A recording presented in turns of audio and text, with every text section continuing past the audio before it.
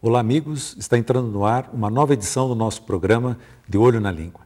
No nosso último programa, eu comentei com vocês a atitude negativa que a nossa elite política e letrada do século XIX desenvolveu em relação à língua falada, a língua portuguesa falada no Brasil.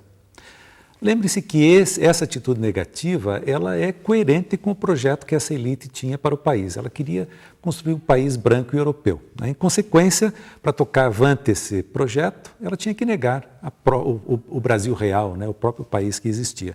E a nossa língua foi um dos seus alvos, certo? Essa elite disseminou um discurso desmerecendo o nosso português, desmerecendo a maneira como nós brasileiros falamos a língua portuguesa. Diziam eles, como nós vimos, que no Brasil se fala mal português, que os brasileiros falam errado, que os brasileiros não sabem falar português, que os brasileiros não cuidam da sua língua, etc, etc, etc.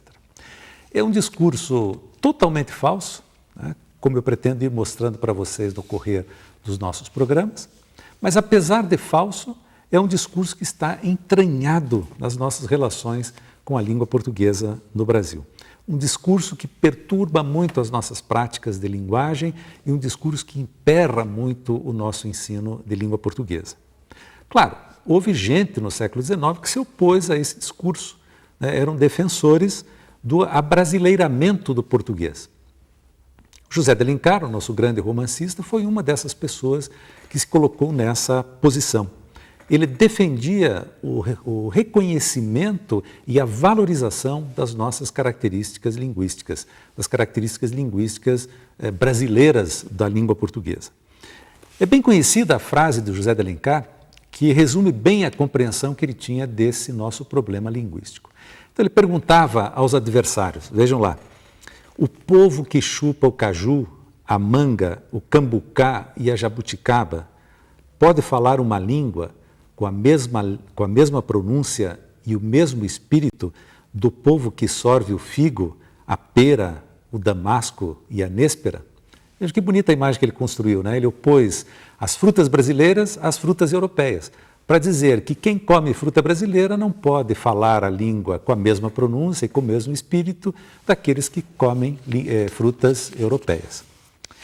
Alencar percebia com bastante clareza o fato óbvio de que uma língua transplantada para outro continente e ambientada numa sociedade diferente da sociedade europeia não poderia deixar de mudar e de adquirir novos contornos nesse processo sócio-histórico. E o Alencar ia até mais adiante. Ele defendia que essa língua brasileirada fosse transformada em língua literária. Isto é, ela deveria ser o verdadeiro veículo de expressão da literatura brasileira. Mas a briga no século XIX foi briga de cachorro grande.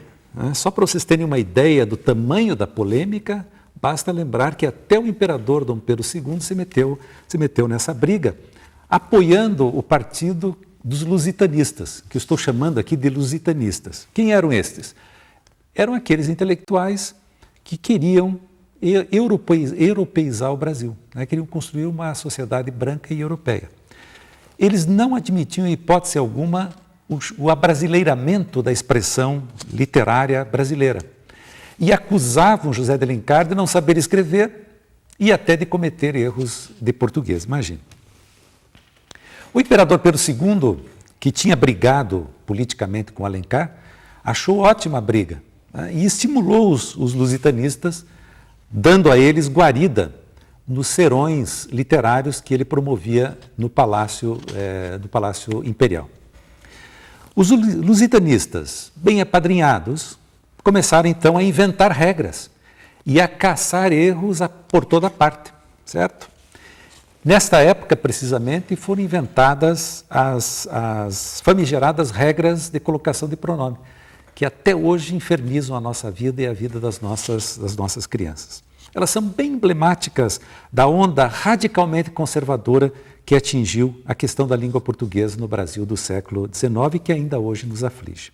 Só mesmo depois da Semana de Arte Moderna de 1922 que o Brasil voltou a questionar o conservadorismo linguístico. E aqui vale a pena lembrar de dois poemas do Manuel Bandeira em que ele resume essa postura dos modernistas de 1922. Ele diz em Poética: estou farto do lirismo que para e vai averiguar no dicionário o cunho vernáculo de um vocábulo. Abaixo os puristas. Todas as palavras, sobretudo os barbarismos universais.